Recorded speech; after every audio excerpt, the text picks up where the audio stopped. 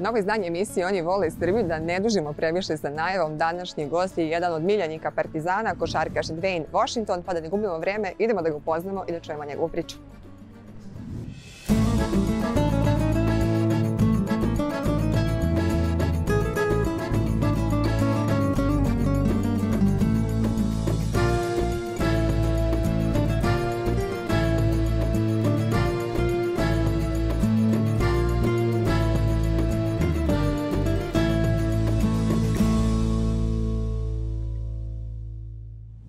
I want to thank you so much for your time. First of all, it's a pleasure. I'm super happy to have this conversation with you today. Absolutely. And I'm happy to see you again in Belgrade. So how do you feel, first of all, to be back here? It's great, man. I'm really excited. I appreciate you for having me here today and the hospitality. But yeah, I'm super excited for this year. I'm just looking forward to, getting started and quick turnaround, and felt like I was just here, but super excited to continue to get to work. And we got some preseason games coming up, and first yearly game on the 30th. So we're back working and we're ready to go. Am I allowed to say, are you happy to be back home? I'm saying that because everybody loves you here. So you're one of the favorite players of Partizan. So am I allowed to say this? Yeah, I guess that's cool. For me, it's the first time that I've played, on the same team 2 years in a row as a professional. Actually, playing. I was injured, finished the season twice on the Knicks, but this year it's my second season in a row with Partizan, and I'm just excited to continue to build on where we left off as a group last year, and some new faces, and just integrate everybody, new coaches, new players. And just everybody just get on the same page as fast as possible and win some games. I'm super excited. But you have a deeper connection with Serbia. Your son was born here, so you have this connection. Yeah, I guess you might ask for the passport, man. Maybe. He was born. It's actually his birthday today, so happy birthday, Kaislin. Happy birthday. Happy birthday, Kaislin. So he's turning 1. He's a big boy. He's getting big, and his teeth coming in and everything. So he's getting big. But yeah, I guess you might be right. This is a place I'll remember forever. With basketball for sure, but also with my son, man. My son and being born here, so it is pretty cool for sure. But let's talk a little bit about you, Dvejn, because later we're going to talk about Partizan, your career, college experience, your family. But tell me more about you, because you were born in Germany, because your dad was a professional basketball player. So I was born in Bad Honnef, Germany, and my father was a professional there. Not sure exactly what team it was, but he was playing basketball there at the time. And I just kind of was born there that year, and we went back to the States. I grew up in Grand Rapids, Michigan. Graduated high school in Sierra Canyon in California, and then went to The Ohio State University for college. And that's just kind of a little bit of bounced around a little bit. And but yeah, my mom says I always could dribble the basketball before I could walk. Like I was standing up and bouncing the ball before I was actually taking steps. So, basketball has just always been, something that I've loved. Like one of my first loves for sure. So, my uncle, Derek Fisher, was a 5-time NBA champion, played for the Lakers, won those championships with them. And then, my dad played in the NBA as well, long-time career in Europe. And he actually played against Zoran while our one of our staff executives on the Partizan, and played against him, and also played against Željko when he was coaching. Wow. So crazy, just small world, everything happens for a reason. I always believe in that, and this game of basketball is amazing. It's beautiful. So a lot of ups and downs, and it can take you a lot of places. So yeah. Yeah, even before you told me that off camera, everything happens for a reason. So you have a very positive mindset. For sure. And you have always been like this since you were a kid? Yeah. I just shout out to my mom, shout out to my dad. They just, guided me in the right way. I have a great support system, and you know, my experiences growing up were very vital for me and how I am today, and also the experiences I went through as an adult, as a 21-year-old and up, you know. So going through some surgeries and some injuries, and you know, being a father now, being a husband. So all those things, you know, just you know, adding to my maturism and my character and my persona, if you say so. But yeah, you got to be positive. You know, life is hard, no matter you know what you get to do for a living. So just always trying to have that positive mindset going into each day. Just trying to win the day, win the moment, and you know, looking at it as a positive thing. And you know, sometimes bad stuff does happen, but it happens for a reason. You know, there's a reason it happened. You know, and just live like that, and you know, sleep a little better at night. That's how I say it. So basically, since you were a kid, you knew that you wanted to be a professional basketball player. But how was Dvejn as a kid? Man, I was crazy. I was outgoing, loud, very talkative. I like to sing, I like to dance, play video games. Wow. Very social. Enjoyed being outside, playing sports. I played a lot of sports: baseball, football, basketball. So grew up an athlete. And I love music. That's like, I played an instrument, I played the trumpet growing up. I don't really say that often, so I was pretty good at it though. I just, you know, I wanted to take basketball more serious than playing the trumpet. So at one point I just made the decision, like, this is what I'm gonna focus on. Everything, I'm gonna put all my eggs into one basket. And you know, sometimes that advice isn't, you know, the best advice. Put all your eggs into one basket, focus on one thing, and shut everything else out. But you know, for me personally, like, that's how I saw it forever. Okay. What do you want to be when you grow up? I want to play basketball. I want to be a professional basketball player. Like, forever. That was my answer for everything. Every class, every daycare, every painting. What do you want to be? Like, every sculpt. I did a basketball. I did it, like, it just, I don't know. I just saw my dad and my uncle, you know, and that was what I wanted. So, but now, 25, I'm a father. I'm a husband. I got like so many more like hobbies. I got so many more you know, interests as like just a person, right? That you know, really cool to just be older and understand, like, you know, we aren't just basketball players. Like, we're humans.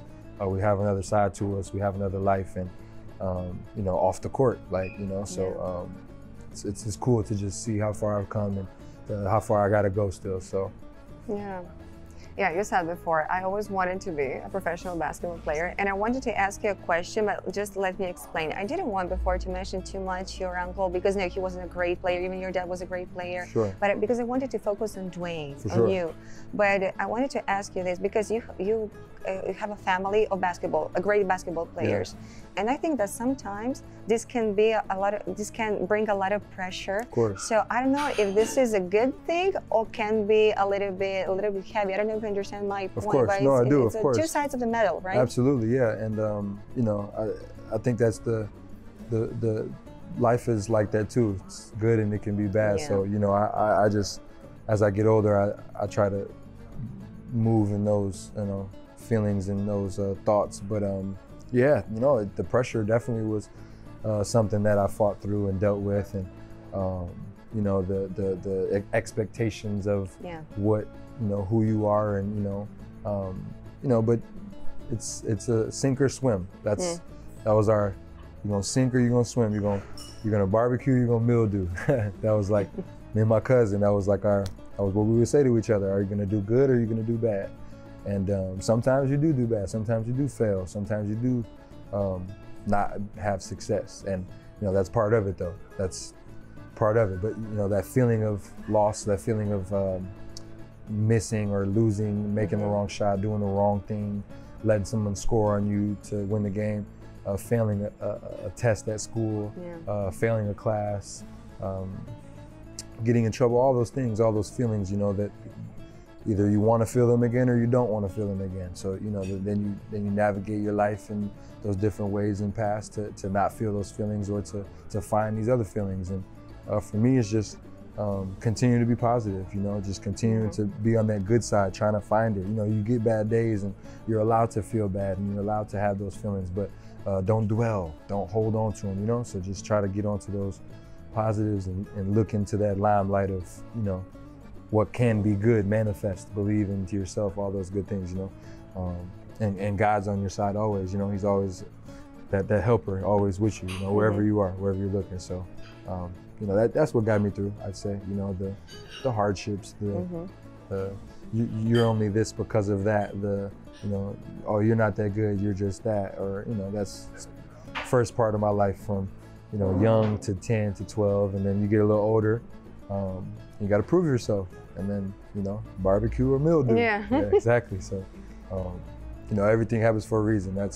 I'll probably say that a million times while we're here. So, but it's the truth, and I'll preach it till I can't anymore. Basketball can be extremely challenging. Of course, absolutely. It's super hard because a lot of times it's not only about you, it's about the environment, the coach, and the timing, and a lot of things happening. So it was a moment in your career when you were questioning if continuing, if keeping on with this career or giving up. Yeah, of course. There's definitely been roadblocks. There's definitely been pylons or cones or potholes, you know, whatever imaginary term works better. But yeah, there's, you know, anything good or anything that comes with success is going to take time, and you're going to fail. So for me, there was a lot of learning and a lot of self-reflecting over the past couple of years in my career, especially dealing with injuries and surgeries as well. But just understanding that not just a basketball player, and you got to be thankful for where you are, because, you know, there are people that in the world just generally that aren't in the position that you're in, or, you know, they would do a lot to be in the position that you're in. So trying to stay in that, you know, perspective has been my, you know, goal and my, like, you know, threshold of, you know, moving through these pylons and potholes and continuing to just on my journey of, you know, I wanted to be a professional basketball player, and, like, you know, I'm still doing that, you know, and I have a beautiful family, and you know, I'm taking care of them, and you know, we're all healthy, and you know, those are the things that are important, you know. So to be able to do what I do and be at this level is like an amazing feeling. So to just be there now as a 25-year-old is something that, you know, I'm very thankful for, and, like, I would never take it for granted. You know, and this perspective I have, I've always, like, had glimpses of it, but still, you know, you feel those other sides of, you know, the hard and the pain and the suffering, if you will. But yeah, it's truly a blessing. Like, I'll preach that forever. So let's go step by step. I would like to talk about Ohio State or the college experience, because this is what launched you to the NBA. And let's say after that, your professional career started. Yeah. So tell me more about that. I went to Ohio State I graduated high school 2018. So my first year was 2019, 2020, if I'm not mistaken. Sometimes the years overlap, and it's actually some time ago now, so it's kind of crazy. But yeah, I went there, was a freshman, was my coach's first recruitment class at the time. And, you know, compared to now, I mean, you know, the avenue was definitely different to, like, achieve your goal to get to the NBA. And, you know, college was a over 100% stop on the way there. And, you know, I'm a kid from, born in Germany, but I was from Grand Rapids, Michigan. And you know, there's no comparison to the Partizan Red Star rivalry. There's no comparison that I've ever seen. But the Ohio State and Michigan rivalry was what that was for me when I was younger. So, and for the fans and the people of America, like, it's like they hate each other's guts. So, you know, obviously that's crazy that, like, that was a thing, but I was from Michigan. I went to Ohio State, right? And so I was like a villain, or I was the bad guy per se, you know, and to some. But you know, for me, I wanted to prove myself. That was like, I had a great senior year, won the state championship, prior in high school, and we got to Ohio State, and it was our first recruiting class for coach. He just had got the job, and so we wanted to, like, you know, boost Ohio State back to what we knew it could be, and it was a great opportunity. I was there my freshman year. I played a little bit, played I think 20 minutes a game. You know, learned a lot, and just had to earn coach's trust. I didn't expect to be a one and done, or, you know, maybe if I had went to somewhere else, who knows, it could have happened or whatever. But for me, I just knew I wanted to go be challenged. I wanted to go get better, and I wanted to compete for championships. So we went to Ohio State, and first year, like I said, was good. It was just freshman year. Second year was when things like started to just take off. I had a really, really good second year, but that was COVID year. So what happened was the year during 2020, we finished the year. We're in Chicago for the Big Ten tournament, and we're in the hotel room at night, and we're watching the first round of games. We played the second round because we had already had a bye, and I forgot what happened. I think one of the coaches, I think he was just, I don't know if he passed out or fainted on the court. Oh my God. Yeah, it was like, it was incredible. And he's okay. Coach Hoiberg, he was from Nebraska, I remember now. He's okay now, but everything was okay. But halftime came, and they didn't let the teams leave the lockers. Okay. And they said that the game was canceled, and everyone needs to, like, take a test and stay isolated and until, you know, the tests come back. This was the COVID time, like everything just started coming out. The NBA just canceled the night before. We wake up and we call us into a room. They're like, everybody put your mask on. You know, they're canceling the season. Like, we're done.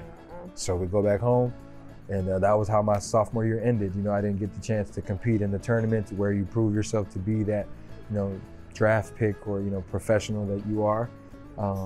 And yeah, so I decided to go back for my third year and had the best year of the three. Of course, I was, you know, the oldest and of the 3 years, and you know, it was amazing. Like, started off a little slow, had some issues injury-wise right before the season. Just had to get into shape, but I played every game. And I battled through it at the beginning, and towards the end of the year, man, I played the best basketball I'd ever played, and we made it to the championship game of our conference, and then we made it to, we were number 2 seed going into March Madness. So we get to March Madness, all the hype is going, and we lose the first round against Oral Roberts, against the team that was like a Cinderella story. Okay. Right, and nobody expected them to win. If I'm not mistaken, I think the number is correct. It was like 14.7 billion March Madness brackets were messed up because of the game that we lost. You know, I played a big part in it. Like, that was, you know, I guess my team, if you will, and you know, we went to overtime, and that was a very pivotal moment in my career as a basketball player. It was one of the hardest games ever. We lost. I didn't play bad, I didn't play good. I played, and we lost. And it was just like this hardest moment for me, you know, of my opportunities in the March Madness. And I just wanted to be the hero. I wanted to be the, you know, the winner. I wanted to win us the game. And man, it was hard. It was a very big blow to me and just my career as I felt as a basketball player. But here we are now, so right, everything's doing pretty well. For a reason. Yes, exactly. Everything happens for a reason. Correct. But yeah, it was like a core memory is what I call those. Like, the memories that never go away. You'll always remember the ones that make you who you are. That was a core memory, and man, it put me in the gym, and I just busted my tail, and I got an invite to the G League Combine. I did really well, got an invite to the NBA Combine, did well, and decided that I was just gonna continue to go to the NBA, and I felt that was the best for me. I felt that was the best for my career. I was 21, I wanted to, you know, be in the NBA, or play professionally, you know, around that age, just to, you know, start my professional career. I didn't want to be 22, 23 coming in as a pro. So I wanted to get that experience as early as possible. For me, that was my junior year. I was 21, so decided to go. Went undrafted that year, didn't get drafted. Signed a 2-way contract with the Indiana Pacers. Had a great year, rookie year, played well. Lots of trades, and you know, COVID was still going around, and we were dealing with it. So guys would get sick and be out 3-4 weeks, and you know, NBA's next man up, and you know, I got a really good opportunity to play, you know, my first year and did really well. You know, signed a contract, and then I got cut in the middle of summer that year. Then signed a 2-way with Phoenix Suns. Played up until All-Star break. Got cut, signed with a 2-way in New York, and then played with New York for a couple games, and then that was when I had my surgeries. So my second year, I decided to get basically season-ending double hip surgery was my procedure. Something I had been battling my whole career that I didn't know about until I reached the NBA. So the way that I was born, the way that my hips developed, I had restrictions moving laterally from my legs. So they went in microscopically. I have like 3 small scars on each side, and they just shaved my bone. My bone may have been a little longer than usual, and they made it circular. So they made it a little more circular, so it moves around in the joint better. Exactly. So since that surgery happened, I then came back. The best feeling I've ever had in my body. I sleep better, I can walk better. From my posture, I gained about 1/2 inch to 1/4 inch to 1/2 inch in height, just because of the way I would stand up prior to the surgery. Planes, I'm more comfortable sitting here with you right now. I can sit here without being uncomfortable and have this pinching pain, you know, all day, every day, right? And so you know, the doctor told me that it would be a very good decision for you to do this. I had my son at the time. He was around 1 year old, and you know, he told me, he said, when your son has kids and you're 50 and 60, you want to be able to move. You want to be able to have operation and be able to pick your grandkids up, and right? And he asked me that question. I said, absolutely. Like, and then he was like, you also want to play 5 to 10 more years, right? And I was like, come on, of course.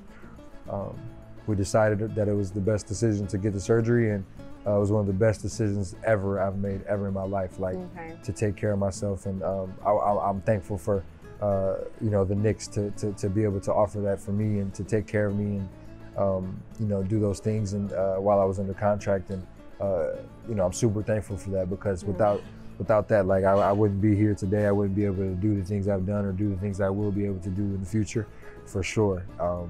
You know, I'm still getting used to it, to be honest. Like, this is my third professional year with new hips after playing 20 years. You know, like, you get what I'm saying? Like, playing 15 years of basketball with these hips so I'm still learning. I'm still like continuing to get better and growing and getting stronger and quicker and faster.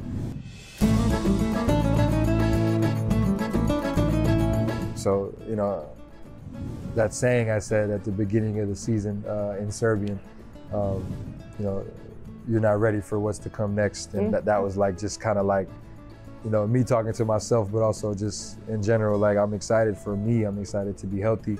I'm excited for, you know, what's to bring, the good, the bad, everything, you know, just to compete at a high level, and, you know, to try to win a lot more games. You know, it's the goal. And I just know that my abilities and, you know, how much belief I have in myself, it's exciting stuff. And then, you know, not even talking about the team, and then bringing all the other guys with us together, it's just going to be a masterpiece. All the pieces together, and the puzzle will fit perfectly, and it's going to be a hell of a year. So that was like my kind of like my build up, I guess, right? That was pretty good to get up to the